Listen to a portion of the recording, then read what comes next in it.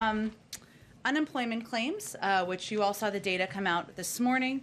Today's data on new unemployment claims is further proof that the president's economic plan is working.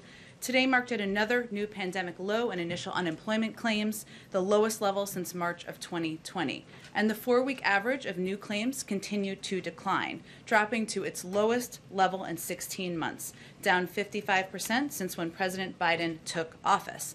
This is evidence of the strengthening labor market we're seeing across the economy. Unemployment is down, wages are up, and 3 million new jobs have been created in 5 months, the fastest rate in U.S. history. We just gave you a few headlines over here, just in case you haven't read all of your own coverage.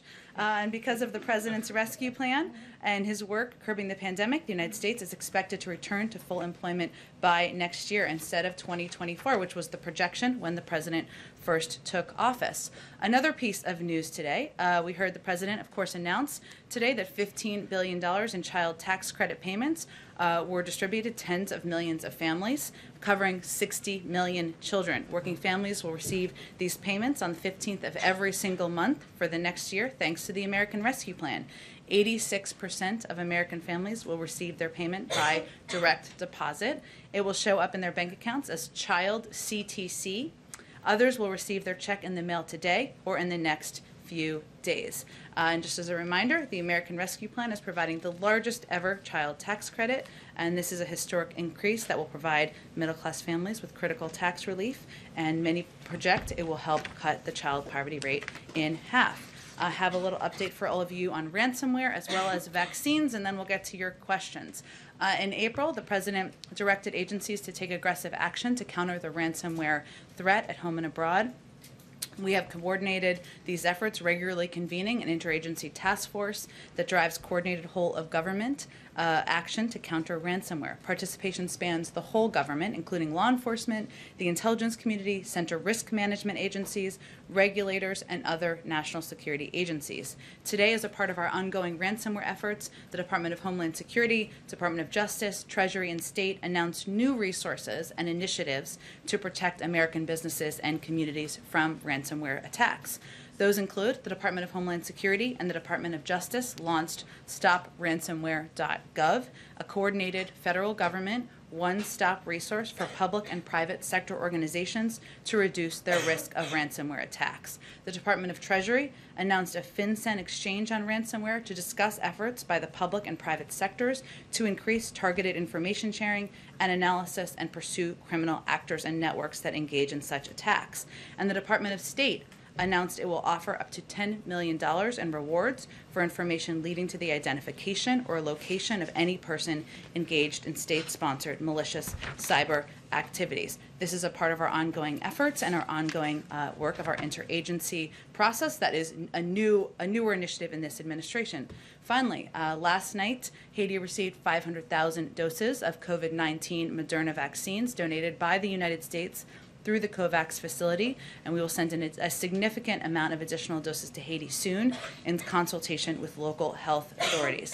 The embassy in Haiti has worked closely with Haitian Health, the Haitian Health Ministry, Pan American Health Organization, and UNICEF to ensure that these vaccines arrive safely and securely, and that they are also distributed equitably and without interference to the people who need them most. We remain, of course, a partner of the Haitian people in building a more stable and secure Haiti, including in its fight against COVID-19. Go ahead, Alex. Thanks, Jen. Can you talk a little bit more about this request for tech companies to be more aggressive in policing misinformation? Has the administration been in touch with any of these companies, and are there any actions that the federal government can take to ensure their cooperation? Because we've seen from the start there's not a lot of action on some of these platforms. Sure.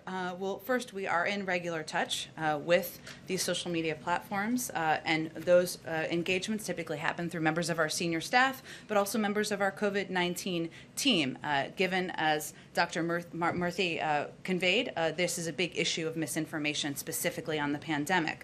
In terms of actions, Alex, that we have taken, or we're working to take, I should say, from the federal government, we've increased disinformation research and tracking within the Surgeon General's office. We're flagging problematic posts for Facebook that spread disinformation. We're working with doctors and medical professionals to connect to connected medical experts who are popular with their audiences with with accurate information and boost trusted content. So we're helping get trusted content out there. We also created the COVID Community Corps to get factual information into the hands of local messengers. And we're also investing, as you all have seen, in the president's, the vice president's, and Dr. Fauci's time in meeting with influencers who also have large reaches to a lot of these target audiences who can spread and share accurate information. You saw an example of that yesterday. I believe that video will be out tomorrow. I think that was your question, Steve, yesterday. I did a full follow-up there. There are also proposed changes that we have made to social media platforms, including Facebook. And those specifically are 4 key steps. One, that they measure and publicly share the impact of misinformation on their platform. Facebook should provide publicly and transparently data on the reach of COVID vaccine misinformation, not just engagement, but the reach of the misinformation and the audience that it's reaching. That will help us ensure we're getting accurate information to people. This should be provided not just to researchers, but to the public, so that the public knows and understands what is accurate and inaccurate. Second, that we have proposed that they create a robust enforcement strategy that bridges their properties and provides transparency about the rules. So I think this was a question asked before, there's about 12 people who are producing 65% of anti-vaccine misinformation on social media platforms. All of them remain active on Facebook, despite some even being banned on other platforms, including ones that Facebook owns. Third, it's important to take faster action against harmful posts. As you all know, information travels quite quickly on social media platforms. Sometimes it's not accurate, and Facebook needs to move more quickly to remove harmful, violative posts. Posts that will be within their policies for removal often remain up for days. That's too long. The information spreads too quickly. Finally, we have proposed they promote quality information sources in their feed algorithm. Facebook has repeatedly shown that they have the leverage to promote quality information. We've seen them effectively do this in their algorithm over low quality information, and they've chosen not to use it in this case, and that's certainly an area that would have an impact. So these are certainly the proposals. We engage with them regularly, and they certainly understand what our asks are. And one of the problems with vaccines right now is that they've become politicized. You guys, the White House, has obviously made the calculation that it's important to be more aggressive in confronting misinformation, but is there at all a concern that that could backfire and further contribute to politicization, and is there anything that you can do to prevent that at this point? Well, you're absolutely right, I should say, Alex, in that we have to be very careful, and we are mindful of being quite careful of not politicizing the effectiveness of vaccines, the fact that they can save lives, young people, old people, middle-of-the-road people. It's important for us, we've made a calculation, to push back on misinformation. You're right. But that's one of the reasons, as Dr. Murthy was conveying, we have empowered, engaged, funded local voices, because they are often the most trusted voices. Doctors, medical experts, clergy, people who are members of civic leaders and communities. That's where we are putting most of our resources, even as we are working to combat misinformation that's traveling online or traveling, unfortunately, out of the mouths of elected officials from time to time. Go ahead. Just want to follow up on the ransomware question. So the president told us last week that there's this meeting tomorrow of the U.S.-Russian working group on ransomware. Can you say a little bit more about that meeting? It was actually yesterday. Okay. And can you give us any kind of a further readout of what decisions were made, if any? Last week, the president also said that it made sense to potentially go after servers that were being used in these ransomware attacks. Has the administration made any decisions about whether to proceed with that kind of action? So I would say that the meeting, which I believe was yesterday, I will double confirm for you, Andrea, and for others, but is part of ongoing engagement that has been occurring at the expert level since the president met with President Putin. So it's been ongoing. No one meeting is necessarily decisive. It's about having a continued discussion about our expectations and steps that need to be taken to address ransomware attacks, cyber attacks, and what the capacities are and information, of course, that we have. In terms of specific actions, the president, of course, reserves the right and the option to respond in a time and a manner of his choosing, should he believe actions warrant. But I'm not going to preview that from the podium today or probably any day. Go ahead.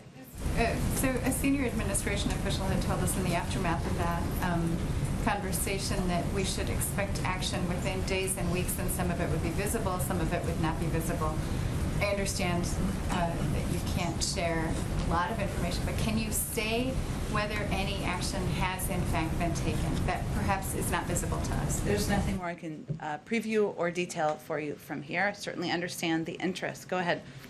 The president has designated $10 billion for testing in schools, but we've seen some states like Idaho and Iowa, they say they don't even want the money. So is that a mistake, and who should be held responsible if children in those schools get sick? Well, certainly we've always said from the beginning that local school districts are going to make decisions about how to use the funding and resources available, but also how they're going to apply the mitigation measures that have been laid out by the CDC. And certainly we would expect that members of their local community, parents, others who care about the health and well-being of their children would voice their concern if they have it. But it's always worked that way in terms of local school districts implementing policies. The role of the CDC is to provide public health information. Our role from the federal government was to secure funding to ensure schools that need resources. They don't all need resources, but have access to those funds should they need it. Many have used it, many have applied it, and many schools will be opening as a result of that funding. Is there a concern, though, about not being able to even track an outbreak if there is one because of the lack of testing, possibly? Well, the CDC certainly does track where there is a rise in cases. As you see, they put out publicly available data. I expect they would continue to do that, but I would point you to them for more information on how they would track. Can I just ask one quick follow-up on inflation? We heard from the Fed Chair Jerome Powell. He's testifying on Capitol Hill this week. He noted that inflation has notably increased, but he believes that it will remain elevated in the coming months before moderating. We've heard from Republicans who say the administration is sort of flooding the economy with cash. Even Democrats, like Senator Joe Manchin, I talked to him yesterday, he says that he has concerns about inflation. Is the White House underestimating the impact of all of this government spending that it will have on inflation? Well, our experts believe, and the data shows, and the Federal Reserve Chair, who operates independently, conveyed yesterday that most of the price increases we are seeing are expected to be temporary due to the consequences of restarting an economy shut down during the pandemic. And we're seeing that in certain industries more than others as prices go back to where they were pre-pandemic. And that certainly we had an expectation that would be an impact. So areas like spike in car prices due to supply chain challenges on the restart, or a spike in hotel room costs as the hospitality industry gets going. A number of these are transitory, or they're impacted by other factors, including supply chain issues, which we're working with Democrats and Republicans to help address through the CHIPS legislation. But I want to be clear, we understand the threat that inflation poses. We will be vigilant as responses are needed. As it relates to legislation we're continuing to advocate for, the way to keep prices in our economy down is to increase the supply of goods that consumers want to buy and keep the costs of producing and getting them to market lower. That's exactly what the president's bipartisan infrastructure framework and the Build Back Better plans will do. And I would also remind you all, it's an 8-year investment in better roads, bridges, and transit systems. So this is not an immediate influx in the next few months of funding. It's over the course of several years, because this is a long-term issue. And it will also, as we work to pass the Build Back Better reconciliation package, increase the availability of childcare, more workers will enter the workforce, increasing our output and helping to keep prices down. So we are quite mindful of it. We do monitor it. I would also note the Federal Reserve, who's independent, has also projected that the inflation numbers will come down to about 2.2 next year from where they're projecting for this year, which is something we also watch closely. Go ahead, Caitlin. Are you confident that the government is going to be able to find the parents who qualify for the child tax credit but are outside of the tax system? Well, we have as you've seen, as we've implemented a number of our programs to date, we have a number of means of trying to identify individuals who are eligible for these programs. Some of it is by promotion in communities for individuals who may not have had to pay taxes or may not be in the system. And certainly we will be vigilant and do everything we can to reach every single person who's eligible, get out the word to communities that there may be people who are eligible even if they don't make enough money to pay taxes. So what are the other avenues specifically that you're using to find these parents? Well, I think you've seen us use a number of avenues in the past few months where there were not individuals as it related to our $1,400 checks that we put out just a few months ago. We put out a website where people could go if they had not paid taxes because they did not make enough money to pay taxes. We also, of course, work with local communities to get out and get the word out and make sure people know they are eligible. Again, I think that starting today, the vast majority of people who are eligible, of course, will get their checks through direct deposit and through direct checks. So we're talking about a small percentage of individuals who we would be looking to find, and of course we will be vigilant about doing everything we can to find them. And one follow-up on that, will the president accept a spending bill that does not extend the tax credit for 4 years like he wants? Well, If it's there's shorter than that? There are a range of details I know you are all eager to see and to have, and there's been reporting about it. We will certainly leave it to Leader Schumer and Democrats on the Hill to put out all of the specific details. But the president certainly understands that there could be changes even to his original proposal and even from here as the final negotiations continue. So he would accept that? Sorry. I'm not going to negotiate from here, Caitlin, but we'll look to see what the final package looks like. The president has advocated for an extension of the child tax credit because he thinks it is a benefit that helps working families. That's why he's proposed it in multiple packages, and we'll look to see the final details. Go ahead, Weijia. Jen, I know you said this is moving, but some Democrats have expressed they believe the child tax credit should be permanent. Does President Biden agree with that, or does he think the 4-year extension is adequate? Well, as you know, Weijia, he put in his proposal a 5-year extension. He certainly understands that there was going to be, and there was, a range of views. Some wanted it shorter, some wanted it longer, some didn't want it at all. That's part of the negotiations and the discussion. I think one of the calculations here that senators and Congress have to work through is what components can be worked through that you can pay for in the package. That's a factor as it relates to certainly to the child tax credit, which, as I understand, costs about $1 billion a year. So we'll let them work out the length of it, and we look forward to seeing the final details made public in the coming days. On the bipartisan bill, some Yeah. Republicans have just said that they're not prepared to vote on something that is not written yet. They just expressed this on the Hill. Senator Romney said it would be a dereliction of duty to vote, even procedurally, on something that has not been written. Does the president agree with Senator Schumer's timeline to hold a vote before all the language is finalized? Well, first, I think it's important to remember that there was an agreement that many senators were a part of, Democrat and Republican, on the framework. That is the basis of this piece of legislation, right? That they agreed to. The president certainly expects that everyone will stay true to their commitment, as he will. Of course, the president believes that his most important role he can play is to continue to advocate for the key components of what's in this package, why it's important for people to support it in Congress, and why the American people should be excited about investments in roads and railways and bridges and investments in making sure we're addressing our climate crisis. He will leave the mechanics and the timeline up to Leader Schumer.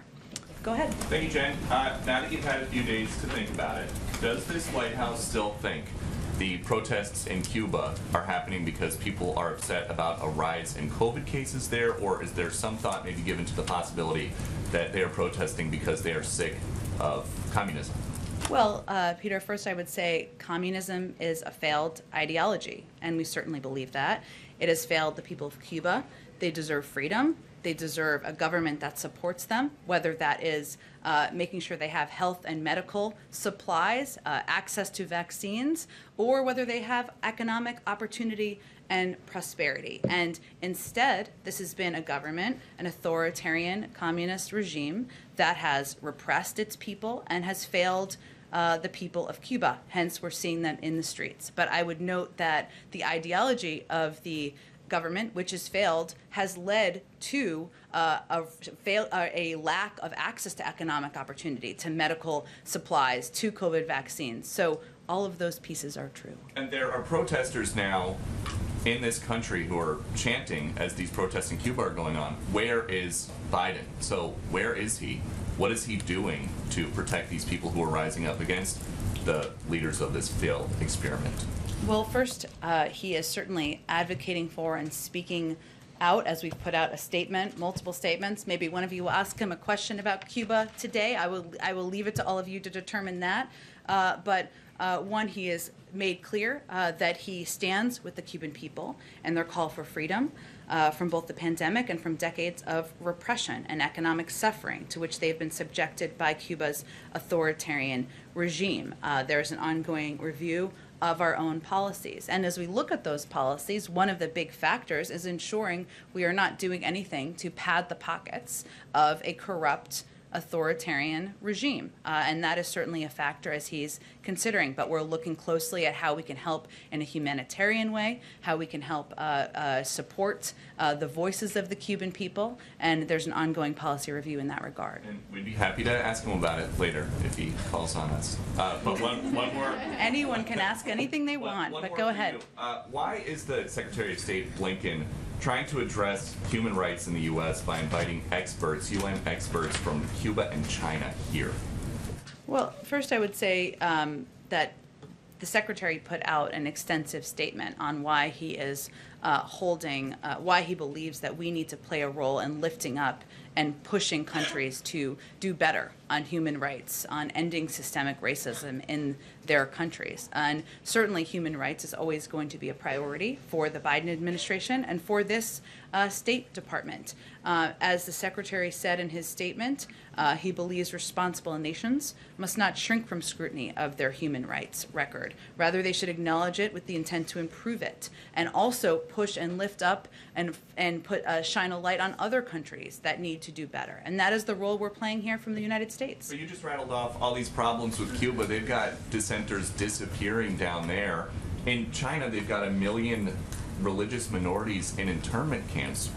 Why are they going to come here and tell us how to improve our country? I certainly don't think that's the format of the event, but lifting up and elevating human rights, systemic racism, the steps that have been taken, the poor treatment of Uyghurs, as I think you're referencing here in China, and pushing other countries with a spotlight on them to do better is certainly a role we can play from the United States. Go ahead. Can I ask you about South Africa very quickly? There have been days of looting and unrest there in South Africa. They've now destroyed hundreds of businesses. At least 117 people there have been killed. Does the White House have any reaction to what's taking place there? And what, if any, role does the U.S. government have here to help try to quell the situation? We certainly track and watch closely and certainly have concerns about unrest that we see in the streets in South Africa. In terms of the specific actions, I think the State Department is probably best equipped, but I'm happy to talk to our national security team if there's anything specifically we can convey from here. Let me follow up. Yesterday I asked you about Afghanistan. Is there anything more you can tell us about those special immigrant visas as they relate to the Afghan interpreters, translators, engineers, and others? Sure. Let me try to provide a little bit more detail on how the process works, which you have all understandably been asking about.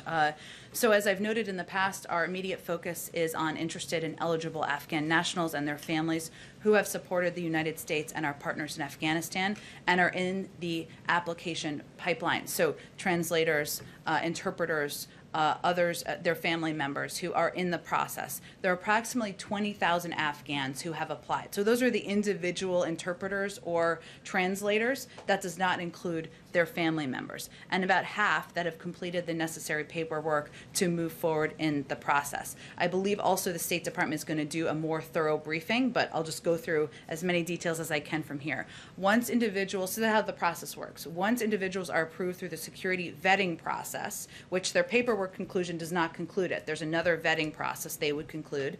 They may be eligible under a humanitarian parole. Under that parole, a large portion of that group could be relocated directly to a military base in the United States where they would receive medical checkups. Those who have not yet completed their background checks would first be relocated from Afghanistan to either a U.S. military base overseas or to third countries, where they will be safely housed until their visa processing is complete and they can be transferred to the United States. I would also note we are not considering any location or place for the third-party countries that would not be safe, would not treat them with respect, and would not ensure that they are treated humanely through the journey of their process. Also, on our vetting process, this is a thorough process. There are some of these individuals who have completed their paperwork and are in through the vetting process. Their family members may not be in the same stage of the vetting process, so that may have an impact too of the timeline and how, not the timeline, but of kind of how they're moved and where they are moved to. So, and the third country move would be temporary until they finalize their paperwork and security vetting process is complete. So that is a little bit more detail on the process. Hopefully that helps. Go ahead, Alex. Former President Bush yesterday, in an interview, criticized the withdrawal, and he said he's very concerned about the Afghan women. So what is the U.S. going to do to ensure the safety of those women in Afghanistan after we leave?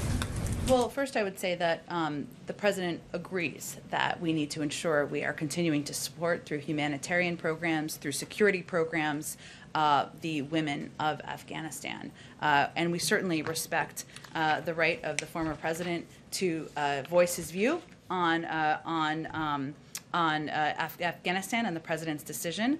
It's not a secret that President Biden and President Bush haven't seen eye to eye on matters relating to the use of military force. So we respect his right to voice his opinion. We just disagree. I would also note that while we continue to provide security humanitarian assistance, we also intend to have a diplomatic presence on the ground to continue to be a source and resource for individuals in Afghanistan. Just secondly, Senator Manchin is quite upset at $3.5 trillion package. Is the White House reaching out to him? Is the White House prepared to move off of some of that, lessen some of those provisions? Well, we, of course, are in touch with Senator Manchin. I can assure you, as we are in touch with a number of senators who have been pivotal partners and will continue to be moving forward. I think there was one of the concerns I think I saw expressed, but tell me if this is what you were asking about, is fossil fuels. Is that the specific piece? So, well, of course, the plan and the package will go a long way in addressing the climate crisis, and that is a huge priority to the president. Ensuring that these tax credits are in the reconciliation bill, which is something that did not make it into the bipartisan deal, is something the president has advocated for. And we're eager, of course, to pivot to a clean energy future. We don't intend to do so just by banning fossil fuels or leaving any working community behind. And what we'd certainly convey to any concerned individuals is that President Biden has formed an interagency working group to mobilize federal investments to support hard-hit coal, oil, and gas and power plant communities across the country. That working group has already identified $38 billion in existing federal resources that could be accessed by communities. We don't want to leave communities behind. We still think we can move forward in addressing our climate crisis. Go ahead, Steve. Sort of follow-up to that. First day of your presidency. Congratulations, I think. I don't know if it's congratulations. Seems hard to me. Go ahead. I wanted to ask a follow-up to Alex's question, and that is, how does the president see his role in the negotiation on the reconciliation bill? Is he an intermediary between some of the more liberal elements of his party and Senator Manchin? Is he a closer? Is he directly involved in this? And he went up to Capitol Hill yesterday. What's he going to be doing in the weeks ahead? He's going to be available for whatever is needed to get these bills across the finish line. And a lot of the discussions are happening certainly at a staff level. As you all know, we have a number of very experienced individuals here who have gotten a lot of bills across the finish line. Steve Ricchetti, Ron Klain, Louisa Terrell, and many beyond them. They are playing a big role, Brian Deese, in discussing and having conversations with members. A lot of the discussions, though, are primarily between the Democratic members themselves about what the final package and the final details look like. Leader Schumer and his team will put out the final details on the timeline that works for them. But I will tell you, the president is available. He's ready. He's pick up the phone. He'll host people. He'll have snacks, drinks, whatever is needed in order to get these bills across the finish line. And I think leaders in Congress certainly know that. Good, bro. Go ahead, Brian. Thank you very much. Two questions. One, to follow up on the inflation. Inflation surged to 5.4% in June. It's the largest jump since 2008. You all say it's temporary, but today Axios is reporting that J.P. Morgan Chase CEO is saying, I don't think it's only temporary, and that it's a little worse than the Fed predicts. There's a disparity there. How are you going to address what they think may be permanent? Well, I would say first that many outside experts, including the Federal Reserve, even if J.P. Morgan or Jamie Dimon or whomever it is disagrees, have projected that the rise of inflation is transitory and have projected a lowering of inflation next year. We also have seen in the data that some of the issues, and I outlined this a little bit earlier, like the spike in car prices, which we know has a bigger issue, has another issue involved in it, which is the supply chain issues, which we're trying to separately address, or hotels and some of the industries that related to travel that have seen increases because the economy is turning back on. So we certainly will refer to economic experts out there, the Federal Reserve, and many others who have projected the transitory nature of this, as well as what we see as a number of the factors that are leading to the impact currently. The second question is about Jeff Flake. Earlier this week, he was nominated by the president to go to Turkey as our envoy. That ambassadorship that's a problematic area. What is it exactly in the former senator's background that gives this administration confidence that he can carry out his task there? Well, he's a former member of the Senate Foreign Relations Committee, someone who played an important role in discussing, debating, and working on a range of foreign policy issues as in his role as a former U.S. senator. So that is a pretty good basis. Okay, Francesca, go ahead. Thanks, Jen. I have a foreign policy question. Sure. But just to stay on inflation for a moment, what is the White House's message to average Americans, including those who are on limited income, though, who are experiencing higher prices right now for food and clothing and other goods and services? You mentioned that it's expected to die down next year, but what is your message to them in the meantime? Is it simply just to wait it out? That's certainly not what I've ever said, but I will say our message is that we understand the threat that inflation poses. We will be vigilant about any responses needed. It's important for Americans to know and understand that these impacts are temporary, and some of these price increases are a result of the economy turning back on. And experts will tell you that, whether it's the hotel industry or the airline industry, going back to pre-pandemic prices. I'll also note that the president has taken a number of steps, including ensuring that the vast majority of the American people were getting $1,400 checks, getting the child tax credit out to people's bank accounts today, because he knows that Americans need a little extra help. Still need a little extra help as the economy turns back on. So he's committed to helping working people, and it's also important for people to understand the transitory nature of inflation. And can you provide a status update on investigative assistance for Haiti? And also, when can the public expect the administration to make a determination on whether it's changing its policy towards Cuba?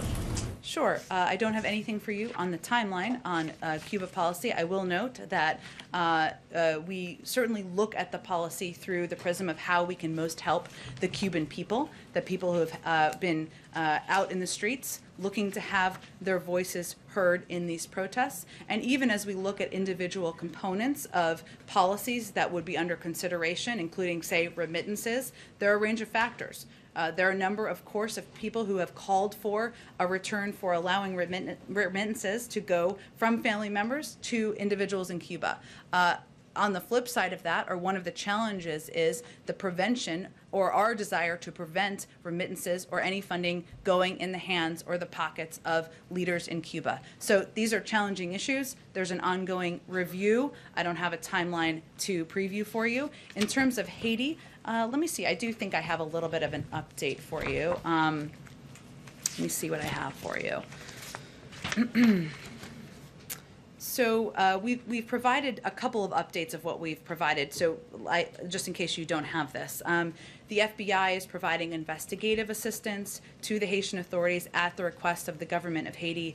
They remain committed to working alongside our international partners to administer justice. That was a specific ask. We're also continuing to provide ongoing security assistance and consultations as they have also requested. We're still working with leaders in Haiti to refine their requests, and that review is ongoing. We're in regular touch, and as we have additional components to provide, we'll share that with all of you.